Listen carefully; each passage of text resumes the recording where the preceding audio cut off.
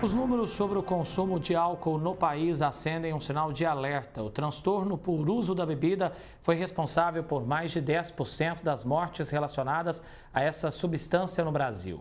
Em Ribeirão Preto, mais de 2.000 pessoas já foram diagnosticadas com a doença.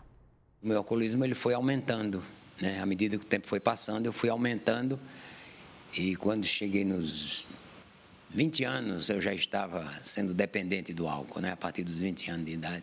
Eu já sentia a necessidade de beber para me autoafirmar, para desinibir, né? Para namorar, para dançar, né? Aí, quando eu bebia, eu me transformava. Eu sempre bebi destilado, são bebidas, né, que vai atrapalhando tudo, né? E fui perdendo, né? Fui perdendo a resistência, fui perdendo a responsabilidade, né? E logo já me entrei assim, num grau de dependente mesmo, né? Esses são relatos de pessoas que já foram dependentes do álcool. O consumo excessivo dessas bebidas trouxe sérios problemas nas relações familiares e profissionais, além de prejuízos à saúde. Dados do Centro de Informações sobre Saúde e Álcool mostram que o transtorno por uso de álcool foi responsável por 10,5% das mortes nesse segmento no país. Entre 2022 e 2023, houve um aumento de 2,8% no número de internações por alcoolismo. Durante a pandemia, a gente viu o seguinte: aumentou o número de mortes por doenças relacionadas ao uso de álcool e as internações caíram.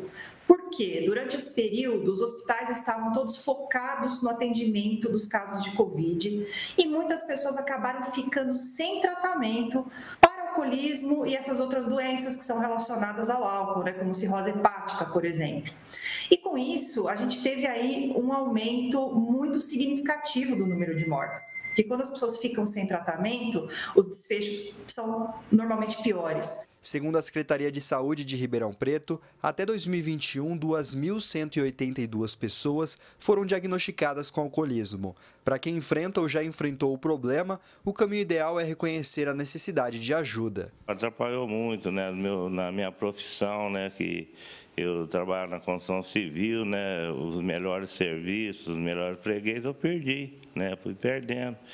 E chegou um ponto que eu já não tinha mais nada o que fazer, mas nem naquela época eu limpava muito esse cacho de gordura, nem cacho de gordura eles davam para me limpar. A minha mulher me deu um checkmate. Ela falou para mim: olha, a partir de amanhã eu vou embora para a casa da minha mãe, vou levar as crianças. Nós tínhamos 2 filhas adotivas, né? 2 filhinhas adotivas, adotamos recém-nascidas, né? Elas já tinham 6 anos de idade.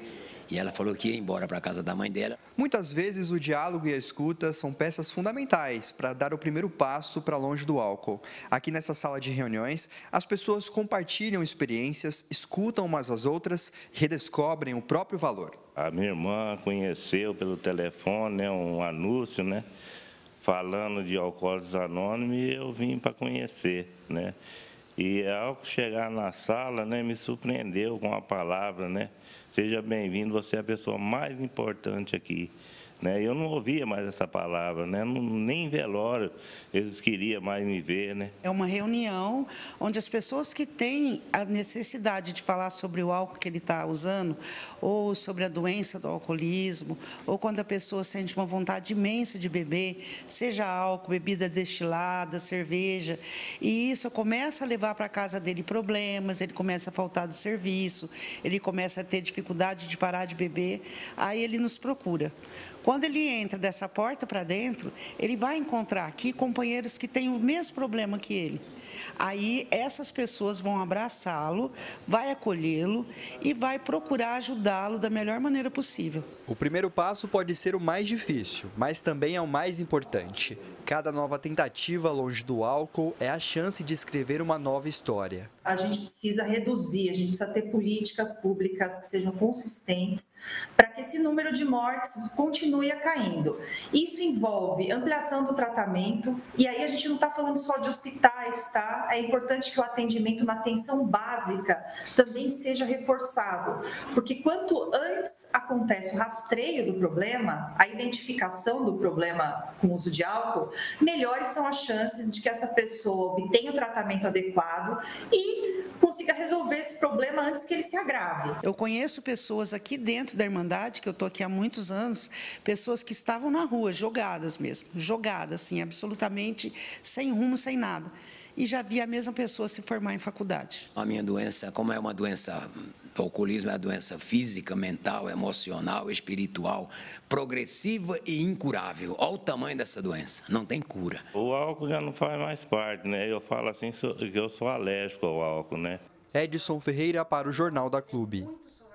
Tema extremamente importante, né, para ser trazido à tona. Mais do que isso, discutido aqui agora com o psicólogo Matheus Arcângelo, a quem eu agradeço pela disponibilidade de falar com a gente. Matheus, quais os sinais precoces da dependência pelo álcool que familiares, que amigos precisam ficar atentos e identificar? Boa tarde. Boa tarde. Primeiramente, os sinais de dependência costumam ser bastante sutis, até porque o uso do álcool é muitas vezes encorajado e normalizado na nossa sociedade.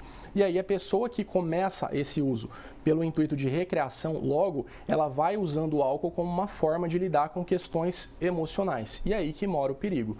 E aí a pessoa já vai tendo os primeiros sintomas e sinais de que isso já está fragilizando, comprometendo a qualidade de vida. A pessoa fica mais irritada, ela fica mais volátil, já fica mais difícil de acessar a pessoa, ela vai tendo a perda de energia, culminando, por exemplo, na perda de dias de trabalho. Além disso, isso tudo já vai corroborando para um sinal de que o álcool já deixou de ser uma opção, né? E ela fica sendo como uma necessidade na vida da pessoa. São sinais que familiares e amigos precisam estar sempre muito atentos a esse tipo de situação. Ou seja, nessa fase da dependência alcoólica, a gente tem aí, então, de fato, prejuízos enormes na saúde mental e física dessas pessoas. Exatamente. Primeiramente que o álcool é uma substância que ela é depressora do sistema nervoso central. Isso significa que ela vai atuar tanto no nosso corpo físico quanto a nível das nossas capacidades intelectuais, mentais. Ou seja, além dos danos no fígado, que muitas pessoas já conhecem, nós vamos ter também a dificuldade com a regulação das emoções, a pessoa vai ficar cada vez mais impulsiva, é onde surgem, às vezes, comportamentos agressivos. E também a pessoa já vai ter o declínio, né? Vai ter a deterioração de capacidades cognitivas. O planejamento e execução da pessoa vai ficar mais comprometido. Ou seja, o raciocínio da pessoa vai ser diminuído, culminando ali em perdas consideráveis ali na qualidade e ajustamento da vida dessa pessoa.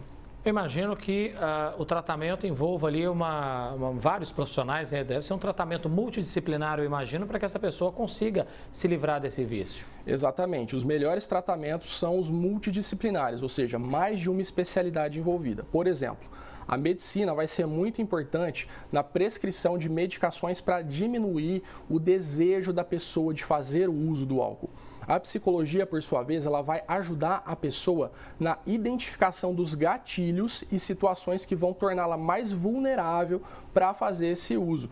Pessoas, situações, estados emocionais e os grupos terapêuticos, que são muito importantes. À medida que eu tenho um grupo que eu me sinto pertencido, eu vejo pessoas que têm dificuldades e desafios semelhantes aos meus, eu posso me espelhar nesses relatos para eu adotar estratégias de enfrentamento cada vez mais saudáveis. Se de um lado você tem a área da psicologia, da medicina para então trabalhar, a gente precisa ter a família e esses grupos de apoio que se tornam também fundamentais no sucesso do tratamento, né, Matheus? Exatamente, com certeza. É importante ter essa conjunção de tratamentos com o mesmo objetivo.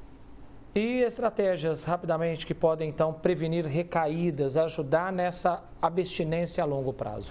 Primeiramente, a recaída ela não é um sinal de fracasso, é um sinal de que alguma coisa precisa ser ajustada nesse meio de caminho.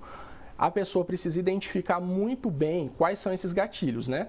Quais as situações que vai me tornar mais vulnerável para dar esse passo. Então, eu preciso identificar tudo isso muito bem e ter comportamentos ali de saúde, de preocupar com a rotina, alimentação, as relações que eu cultivo, que eu mantenho, tudo isso vai ser um leque de alternativas que vão me manter num estágio ali de maior qualidade de vida e saúde e constância.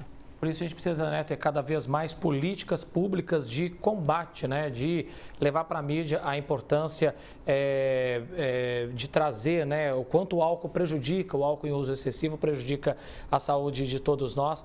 Agradeço muitíssimo aqui a presença do Matheus Arcângelo, psicólogo. Um grande abraço, Matheus. Bom fim de semana e até mais. Obrigado.